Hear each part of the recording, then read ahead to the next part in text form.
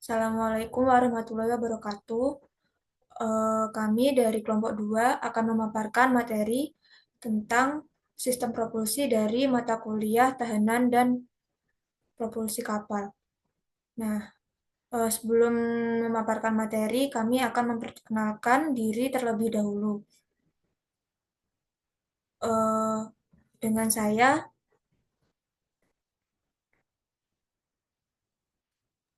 Adila Kumara Dewi dengan NIM akhir 19. Saya Fauzan Puri dengan NIM akhir 29. Saya Irgi Gibran Maulana dengan NIM akhir 55. Langsung saja ke materinya yaitu sistem propulsi.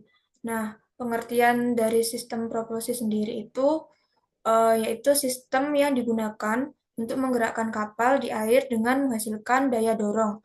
Sistem ini terdiri dari berbagai komponen utama yang bekerja sama untuk mengubah energi dari sumber daya seperti bahan bakar atau tenaga listrik menjadi gerakan kapal. eh, untuk sistem propulsi sendiri itu eh, terdiri dari EHP, yaitu daya yang harus digunakan untuk menarik kapal tanpa sistem propulsi daya efektif. Nah, EHP ini berarti efektif horsepower. Nah, eh, dalam gambar ini, EHP mewakili tahanan total kapal terhadap air saat bergerak. Nah, ini bisa dicontohkan seperti menarik kapal dengan tali, daya tarik itulah yang disebut dengan EHP. Kemudian ada THP atau terus horsepower. Nah, ini merupakan daya yang dihasilkan oleh gaya dorong baling-baling kapal. THP itu menghitung seberapa besar tenaga yang benar-benar mendorong kapal maju. Pada gambar itu, panah ungu yang besar di belakang baling-baling itu menunjukkan terus. Kemudian ada DHP atau Delivered Horsepower. Daya yang sampai ke poros baling-baling dari mesin setelah melewati sistem transmisi. Jadi DHP lebih besar daripada THP karena masih akan dikurangi oleh efisiensi baling-baling. Kemudian ada SHP atau soft horsepower. Ini daya yang tersedia di poros utama sebelum masuk ke baling-baling. Nah, bisa dikatakan sebagai tenaga murni dari mesin yang dialirkan ke sistem propulsi. Kemudian ada BHP atau brake horsepower. Nah, daya ini merupakan daya total yang dihasilkan oleh mesin kapal atau belum melalui sistem transmisi. Ini diukur lalu ini diukur langsung menggunakan alat seperti dinamometer di bengkel mesin.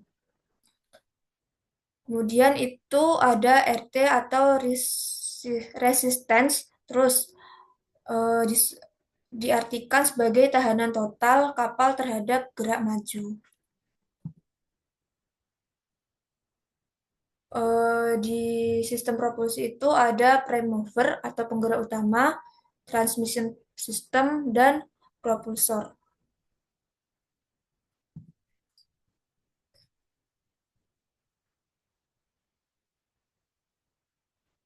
Kemudian ada prime mover types. Nah, sementara itu ini adalah penjelasan singkat dari jenis-jenis sistem propulsi kapal. Yang pertama itu ada sistem engine atau mesin uap. Ini menggunakan tenaga uap dari air yang dipanaskan oleh bahan bakar seperti batu bara, minyak, ataupun kayu. Nah, steam engine ini biasanya banyak digunakan pada kapal tua dan lokomotif. Lalu ada steam turbine atau turbin uap. Ini merupakan versi yang lebih efisien dari mesin uap. Ini menggunakan uap bertekanan tinggi untuk memutar turbin yang menggerakkan poros kapal. Steam turbin ini digunakan di beberapa kapal perang dan kapal tanker yang besar. Kemudian ada diesel engine, terus ada gas turbin dan nuklir. Nah, dari steam engine sendiri ini memiliki keuntungan. Yang pertama, kontrolnya yang baik pada semua beban, mudah dibalik arah putarnya, RPM atau rotasi per menit sesuai dengan baling-balingnya. Kekurangannya itu sangat berat, memerlukan ruang yang lebih besar, daya keluaran per silinder terbatas, konsumsi bahan bakarnya tinggi. Kemudian ada steam turbine. Nah, ini keuntungannya itu memberikan torsi putaran yang stabil, kinerja baik untuk beban besar, seperti lalu ada efisiensi thermal yang tinggi. Kekurangannya itu tidak dapat dibalik. Kemudian RPM-nya terlalu tinggi dan memerlukan gearbox untuk menurunkan kecepatan putarannya. Kemudian ada diesel engine. Diesel engine ini memiliki keuntungan yaitu tersedia dalam berbagai ukuran. Digunakan pada kapal mulai dari perahu kecil hingga supertanker besar dengan ukuran kurang dari 100 HP hingga lebih dari 30.000 HP. Lalu memiliki efisiensi thermal yang tinggi. Kekurangannya itu lebih berat dibandingkan turbin gas. Nah, ini ada gas turbin. Gas turbin ini bekerja mirip dengan turbin pesawat jet, menggunakan pembakaran udara dan bahan bakar untuk menghasilkan tenaga.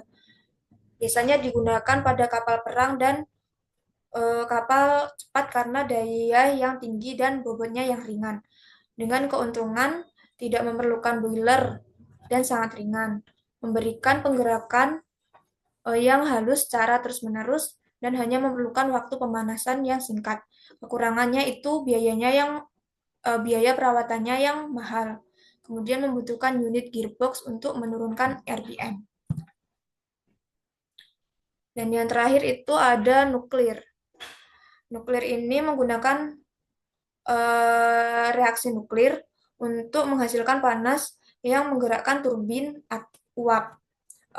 Digunakan di kapal selam dan kapal induk karena bisa beroperasi sangat lama tanpa mengisi bahan bakar. Keuntungannya itu tidak memerlukan boiler, berat bahan bakar sangat kecil, terus dapat beroperasi dengan beban penuh dalam waktu yang sangat lama seperti pada kapal selam.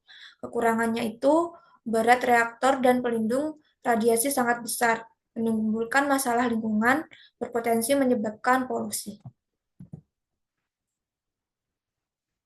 Kemudian dilanjutkan oleh rekan saya. Baik, selanjutnya ada tipe sistem transmisi. Di sini tipe sistem transmisi ada tiga, yaitu tipe mekanik, tipe elektrik, dan tipe hidrolik. Next. Eh, ini tipe mekanik. Tipe mekanik merupakan sistem transmisi yang menggunakan komponen mekanis seperti roda gigi, poros, kopling, dan gearbox untuk mentransfer tenaga dari mesin ke baling-baling. Misal saja gearbox reduction dan sistem poros pada kapal. Next. Tipe elektrik. Tipe elektrik merupakan sistem transmisi yang menggunakan tenaga listrik sebagai perantara dalam mentransmisikan daya dari mesin ke sistem propulsi. Oh, ini biasa terjadi pada sistem dengan penggunaan apa ya? Kapal dari kapal elektrik. Lanjut. Next. Eh, tipe hidrolik. Eh, Tipe hidrolik ini sama, namun eh, penggeraknya itu dari fluida yang bertekanan untuk mentransfer daya ke sistem propulsi. Contoh saja adalah hidrolik clutch atau kopling hidrolik. Lanjut. Ini ada tipe-tipe propulsi. Eh, yang pertama ada pedal wheels atau roda dayung. Roda dayung ini merupakan alat penggerak kapal yang termasuk tertua di dunia. Propulsi ini menggunakan roda besar dengan bilah yang berputar untuk menggerakkan kapal. Propulsi ini biasa digunakan pada sungai-sungai atau di perairan-perairan yang tenang. Jenis pedal wheels ini ada dua, yaitu set wheel pedal steamer, yaitu yang ada di kanan atau kiri lambung kapal. Yang kedua ada di stand wheel pedal steamer atau yang ada di belakang kapal. Next. Selanjutnya ada tipe propulsi yaitu propeller, merupakan jenis penggerak yang menggunakan baling-baling berbentuk Higgs yang berputar untuk menggerakkan kapal. Baling-baling ini dapat digerakkan oleh mesin diesel, elektrik, atau tenaga lainnya. Model ini merupakan model yang paling sering digunakan dan dijumpai pada kapal sampai sekarang. Next. Untuk propeller sendiri ada beberapa jenis ya. Yang pertama ada fixed pitch propeller atau FPP. Sudut atau bilahnya tetap, efisien, dan untuk kecepatan konstan. Eh, yang kedua ada constrainable pitch propeller yaitu sudut bedanya, sudut bilah ini bisa diubah untuk efisiensi yang lebih baik pada berbagai kecepatan. Yang ketiga ada duct propeller atau cord nozzle. Propeller ini yang dilengkapi cincin untuk meningkatkan efisiensi dorongan. Biasanya ditemui pada tugboat. Yang keempat ada azimuth thruster propeller yang bisa berputar 360 derajat untuk manuver yang baik. Ini juga biasa ditemui di tugboat. Yang terakhir ada contrarotating propeller atau CRP, yaitu dua propeller yang berputar berlawanan arah. Next. Baik saja dilanjutkan oleh rekan saya. Oke, di sini ada fixed speed propeller atau yang kita sebut FPP aja. FPP adalah jenis propeller yang memiliki sudut serang atau pitch yang tetap dan tidak dapat diubah. Sudut serang propeller ini ditentukan pada saat pembuatan propeller dan tidak dapat diubah lagi. Next.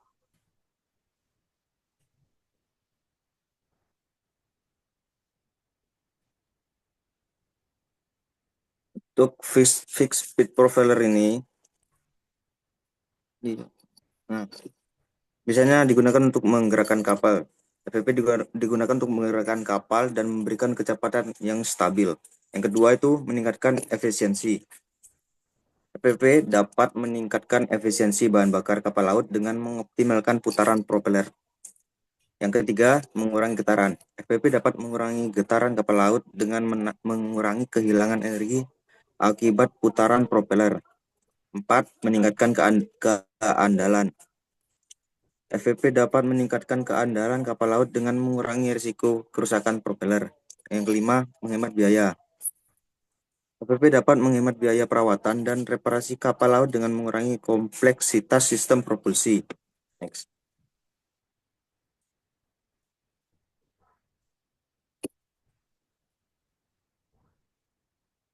Contra-rotating propeller atau CRP. Contra-rotating propeller merupakan teknologi propeller yang menggunakan dua atau lebih propeller yang berputar dalam arah yang berlawanan. Tujuannya dari desain ini adalah untuk meningkatkan efisiensi dan kinerja kapal laut. Next.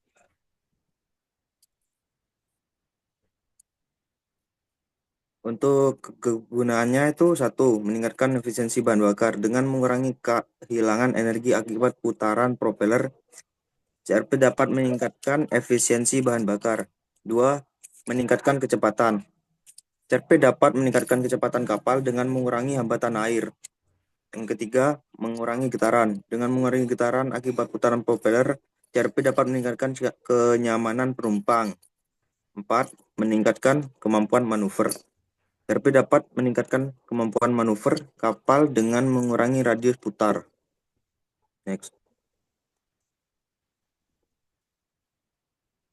Controllable Pitch Propeller atau CPP.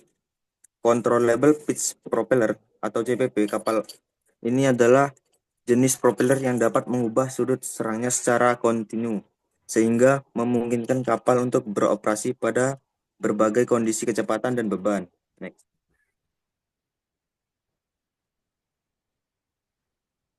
Kegunaannya di sini satu, meningkatkan efisiensi bahan bakar. Ya, dengan mengatur sudut serang propeller, CPP dapat mengoptimalkan konsumsi bahan bakar. Dua, meningkatkan kecepatan. CPP dapat meningkatkan kecepatan kapal dengan mengatur sudut serang propeller untuk mencapai efisiensi maksimum. 3. Mengurangi getaran. CPP dapat mengurangi getaran kapal dengan mengatur sudut serang propeller untuk mengurangi kehilangan energi. 4. Meningkatkan kemampuan manuver. CPP dapat juga meningkatkan kemampuan manuver kapal dengan mengatur sudut serang propeller untuk mencapai kecepatan dan arah yang next aja guys.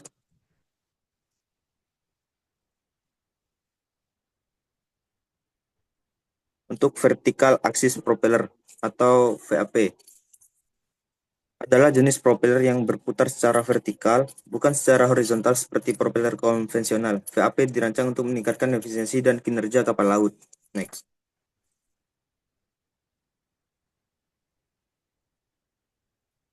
Kegunaannya di sini satu, ada meningkatkan efisiensi bahan bakar juga. VAP dapat mengurangi kehilangan energi akibat putaran propeller sehingga meningkatkan efisiensi bahan bakar. Dua, meningkatkan kecepatan. Dapat meningkatkan kecepatan kapal dengan mengurangi hambatan air. Yang ketiga, mengurangi getaran. VAP dapat mengurangi getaran kapal dengan mengurangi kehilangan energi akibat putaran propeller. 4. Meningkatkan kemampuan manuver. VAP juga dapat meningkatkan kemampuan manuver kapal dengan mengatur sudut serang propeller. Next.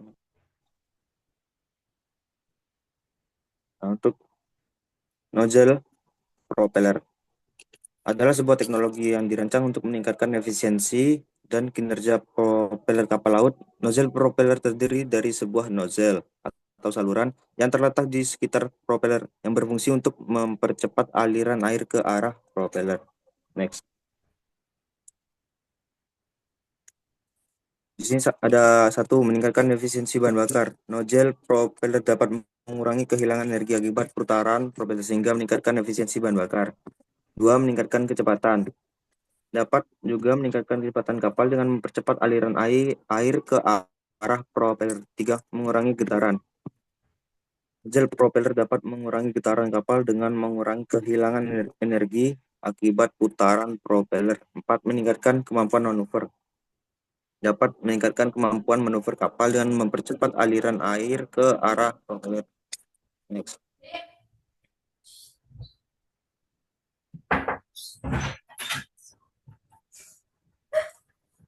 Ada jet propulsion. Adalah sebuah sistem propulsi yang menggunakan semprotan air atau gas yang untuk menggerakkan kapal. Sistem ini bekerja dengan mengambil air dari laut. Kemudian memompanya ke dalam sebuah nozzle atau saluran yang berbentuk seperti cerobong dan akhirnya mengeluarkan dengan kecepatan tinggi. Next. Kegunaannya di sini satu, meningkatkan kecepatan. Jet propulsion dapat meningkatkan kecepatan kapal dengan menghasilkan gaya dorong yang lebih besar. Dua, meningkatkan efisiensi. Jet propulsion dapat meningkatkan efisiensi bahan bakar dengan mengurangi kehilangan energi akibat putaran propeller. Tiga, mengurangi getaran. Jet propulsion dapat mengurangi getaran kapal dengan mengurangi kehilangan energi akibat putaran propeller. 4. Meningkatkan kemampuan manuver. Jet propulsion dapat meningkatkan kemampuan manuver kapal dengan menghasilkan gaya dorong yang lebih besar. Di sini kebanyakan digunakan pada kapal cepat. Next, Mbak. Terima kasih. Sekian penyampaian materi dari kami. Apabila ada kesalahan dalam pembuatan video, kami mohon maaf. Assalamualaikum warahmatullahi wabarakatuh.